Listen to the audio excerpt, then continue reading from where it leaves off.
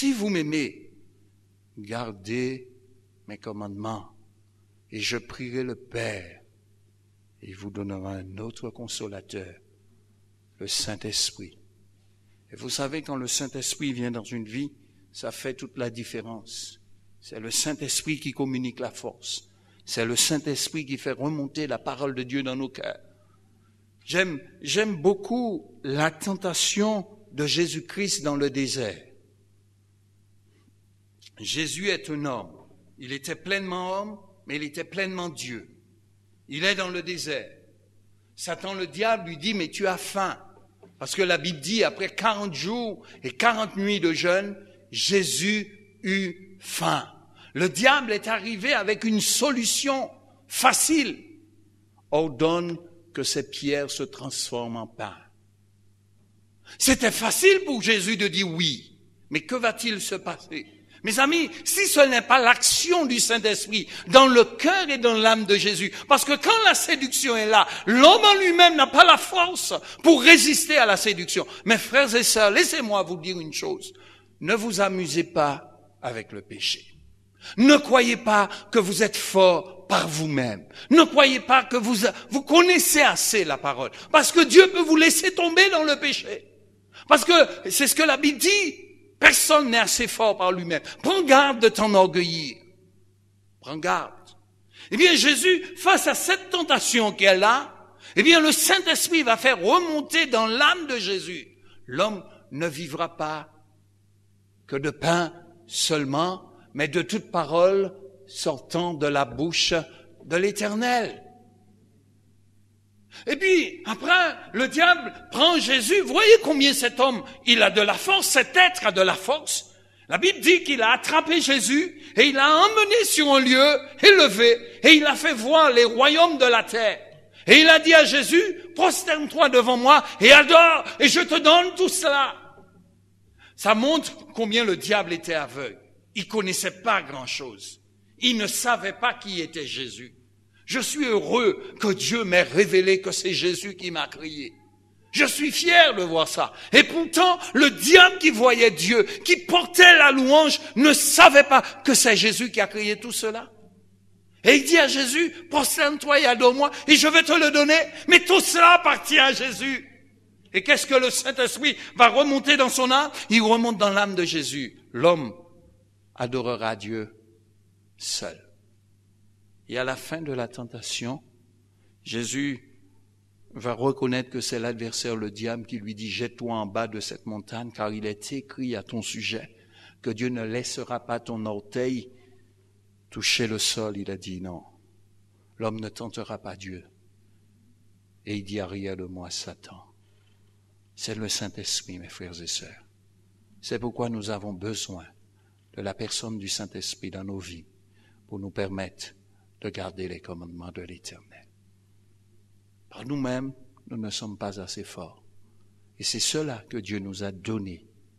La différence que nous avons avec le premier Adam dans le jardin d'Éden, qui était, ils avaient les facultés, ils avaient la capacité pour résister au diable, mais ils ont préféré désobéir.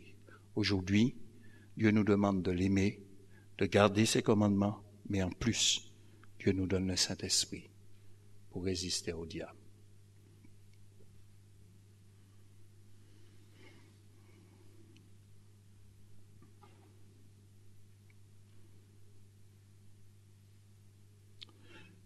Je vais terminer.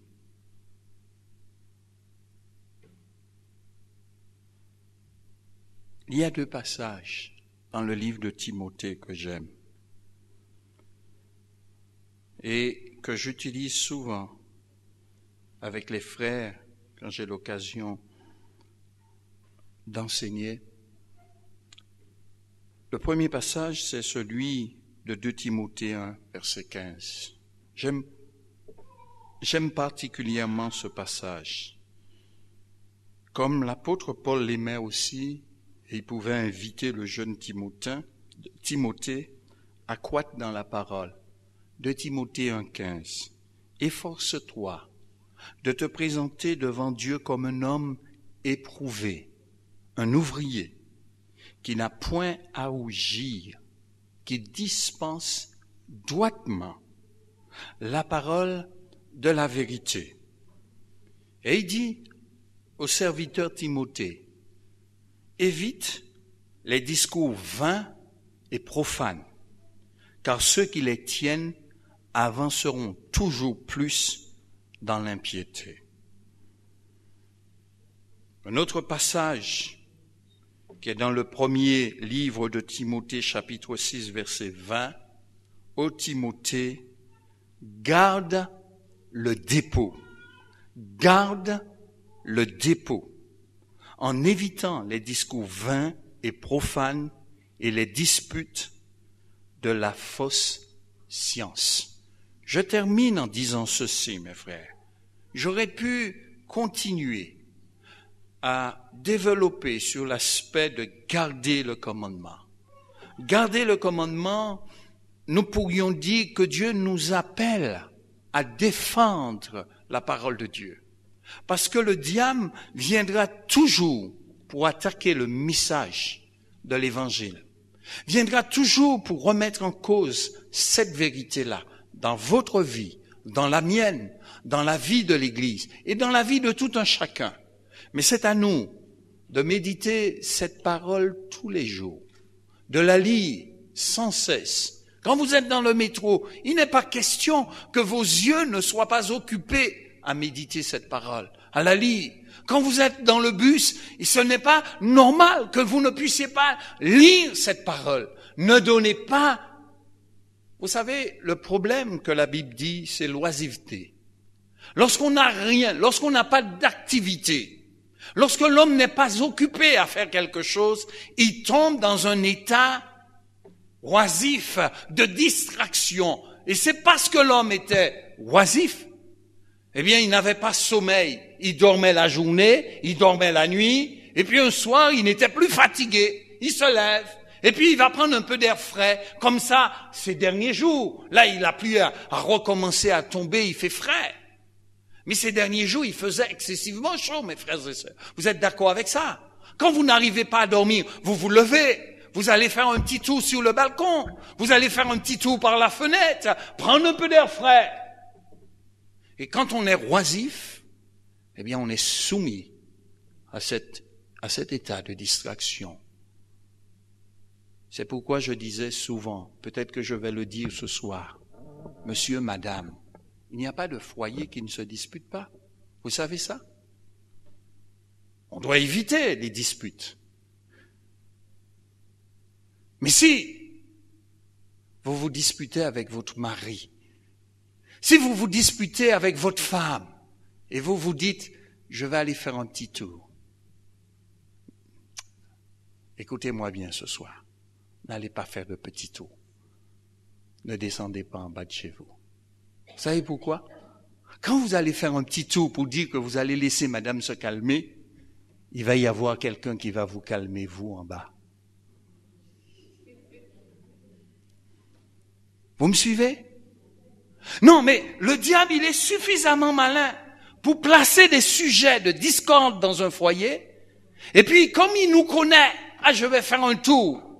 Je vais te laisser tranquille. Je vais prendre une bière. Je vais prendre l'air. Oui, tu peux aller prendre une bière. Et puis, tu n'en prendras pas une seulement. Tu peux aller prendre l'air. Mais tu ne prendras pas que l'air seulement. Restez à la maison. Et tout cela pour dire, Dieu nous appelle à garder sa parole, à garder ses commandements. Vous savez, Jésus a dit, si vous m'aimez, gardez mes commandements et moi, je prierai le Père et il vous donnera un autre consolateur, le Saint-Esprit. Et quand il sera venu, il vous enseignera toutes choses. Dans le Jean chapitre 17, Jésus pouvait dire, Père, c'est qu'ils te connaissent, toi, le seul vrai Dieu. Ce soir, je ne sais pas où vous en êtes avec Dieu, dans l'aspect de garder sa parole. Vous savez, ça peut faire 10 ans, ça peut faire 20 ans, ça peut faire 30 ans que nous sommes devenus chrétiens. Et je réalise que ce n'est pas au début que nous avons un problème avec l'observance de la parole de Dieu. c'est sur la durée. Mes frères, vous comme moi, ça fait longtemps que nous sommes à l'église. Moi, je suis arrivé dans cette église en 1989. Deuxième partie. Ça fait déjà un bail, ça fait déjà maintenant près de 20 ans. Hein? Mais après 20 ans, quel est le danger qui nous guette? C'est de prendre à la légère cette parole. C'est de ne plus l'observer comme on l'observait au tout début. Écoutez-moi bien, où vous en êtes avec l'observance de la parole de Dieu? Je vais vous dire une vérité, mes frères. Écoutez-moi, je ne veux pas prendre du temps, mais je constate une chose. Écoutez-moi, je ne veux pas prendre votre temps. Je voulais m'arrêter plus tôt. Il y a un danger qui nous guette, vous le savez? Ce n'est pas au début, c'est avec le temps.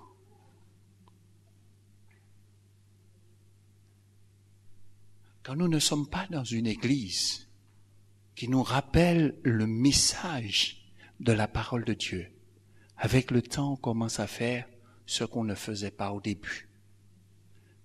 Laissez-moi vous dire une chose. En tant que chrétien, est-ce que ça vous arrive de prendre un non-chrétien qui vient habiter chez vous et qui vivrait chez vous avec sa... Comment je le dis, en français ou dans le langage du monde? J'ai pas de problème avec ça. Si vous avez un problème, je vous le dis en français. Avec sa copine. Et les deux dorment dans le même lit. Et vous êtes chrétien. Ce n'est pas au début que nous avons un problème avec la foi, mes frères. C'est maintenant. Et c'est là que le danger nous guette. Vous savez, je veux m'adresser à vous comme vous vous adresseriez à moi. Où en êtes-vous avec le Seigneur aujourd'hui? Est-ce que vous observez toujours la parole de Dieu? Parce que vous savez, il y a toujours des gens gentils. C'est mon frère, c'est ma sœur. Il n'y a pas très longtemps, mon frère me demande de faire une chose qui n'était pas légale. Et je lui ai dit oui. Je lui ai dit oui. Et puis, quand je lui dis oui, je ne sais pas comment je lui dis, mais ce que tu me demandes là, c'est absolument pas légal. C'est absolument pas légal. Bien, je ne peux pas le faire. Je veux vous dire, le danger qui nous guette, mes frères, c'est maintenant. C'est pas hier, c'est pas au début, c'est maintenant. C'est maintenant que nous sommes dans le compromis. C'est maintenant que nous prenons la parole de Dieu à la légère. C'est maintenant que nous faisons des choses bizarres. C'est maintenant, comme ça fait 10 ans, pasteur, je ne suis pas marié, j'ai vu un beau garçon à l'église, on va se mettre ensemble dans le même lit. C'est maintenant le danger nous guette. Ce soir, si la parole de Dieu peut vous parler et vous dire de garder sa parole, elle aura atteint son but. C'est maintenant que nous devons être plus vigilants. C'est maintenant que nous devons être plus fermes. C'est maintenant que nous devons être sans concession avec qui que ce soit. Vous me suivez, mes frères? Prions le Seigneur. Baissons nos têtes un instant. Réfléchissons sur nos vies. Posons-nous les questions. Demandons à Dieu, Seigneur, où suis-je en train de faire des compromis? Où suis-je en train de ne pas honorer ta parole? Ça fait 10 ans, ça fait 20 ans que je suis devenu chrétien. Où ai-je un problème dans ma vie? Où ça ne va pas, Seigneur? Où suis-je avec toi, Jésus? Posons-nous ces questions. Et Dieu, dans sa fidélité, demandez à Dieu de pointer dans votre cœur, là où il y a un petit souci, là où il y a un petit problème, ou peut-être un grand problème. Et s'il y a un problème maintenant, demandez au Seigneur pardon et abandonnez-le maintenant.